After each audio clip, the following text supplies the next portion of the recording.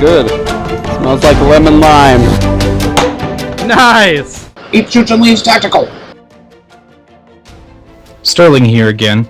I just wanted to make a quick video for you guys on this Olight PL-Mini2. I've been carrying it for a couple weeks now. Got another update video coming up on it. As you can see, it's taking a little bit of wear, but it seems to be handling the everyday use and abuse pretty well. But as I've been watching other reviews and things on YouTube, as I was looking into this, I've noticed one thing that everybody seems to get wrong about this light, except for Olight themselves. And I just wanted to show you because I thought it might make your lives easier. This is not meant to be like a criticism of anybody. But one of my friends bought this light at the same time that I did, and he said he had some trouble with this, so I just thought I'd make a quick tip video. So all it is that a lot of people that I'm seeing review this light are having trouble with the mounting system because, I'll go ahead and push that up. What they're trying to do is they're trying to put it on like you would this Olight PL-2 Valkyrie, because those naming conventions aren't confusing, like this one. As you can see, this one this is how it works. It just squishes down when you flip the switch and clicks into place. So it's already open when the clasp, that's the word. It's already open when the clasp is in the open position. And so all you have to do is line the adapter rail here, which they do come with both a GL, a Glock, and a universal. Line the adapter here up with the rail and flip it closed. And it's in place. There's no rocking, there's no fiddling to get it into place. And it looks pretty good overall. Now with that being said, it also is a little bit loose. Some people have complained about that online. I don't see it to be a huge issue, but I don't know. I don't carry this one, at least not at the moment. So we'll set that aside for a minute.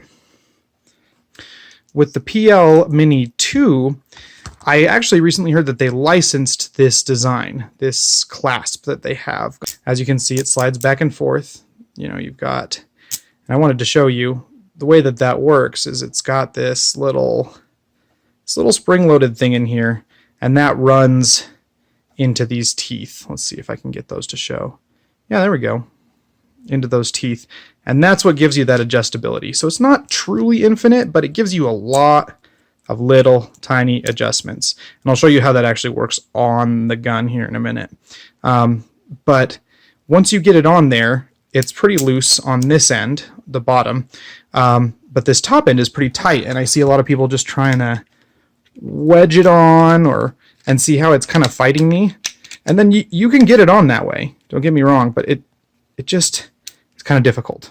Maybe difficult is the wrong word. Unnecessarily fiddly or requiring unnecessary effort. So, to make a short story longer, the way that you put this on is you simply push on the clamp. See how that widens it to the open position? And then all you have to do is go ahead and line this up and release, and it locks smoothly into place.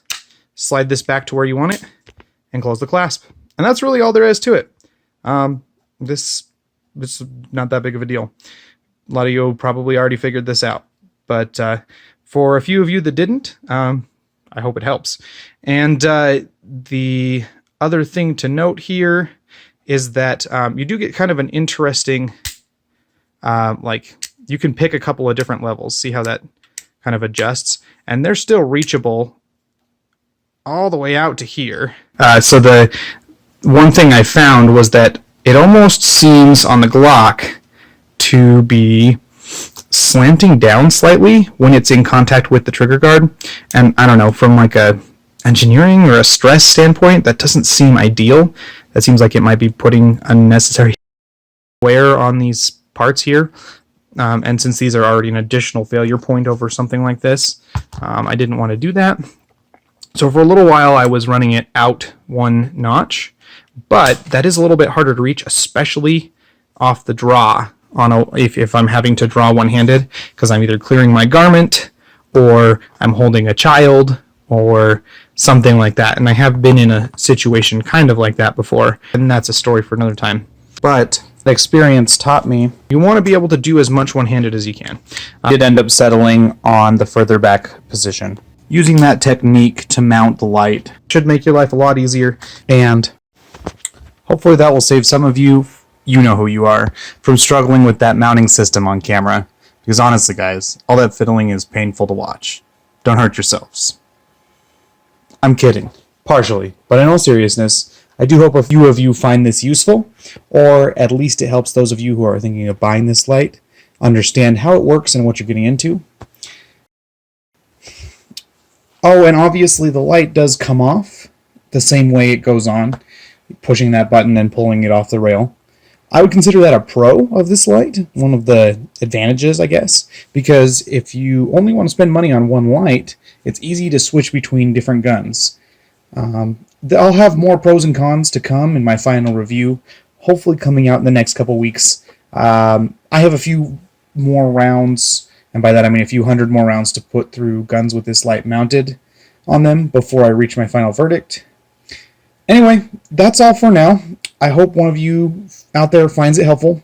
Sorry for wrapping up with a freeze frame. I figured it looked better than more footage of me holding my Glock at different angles, and I forgot to cover up my serial number, and I didn't want any of y'all screenshotting it. Not that that's that big of a deal, but, you know, better safe than sorry.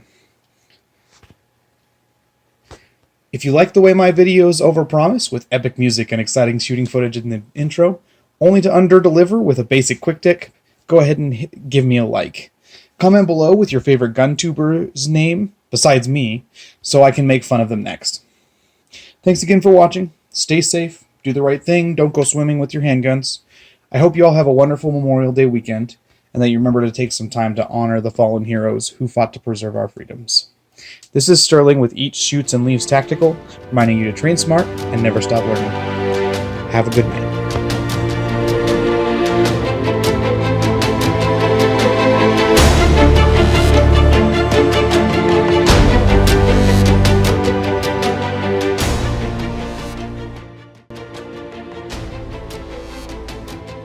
Go ahead and hit that subscribe button.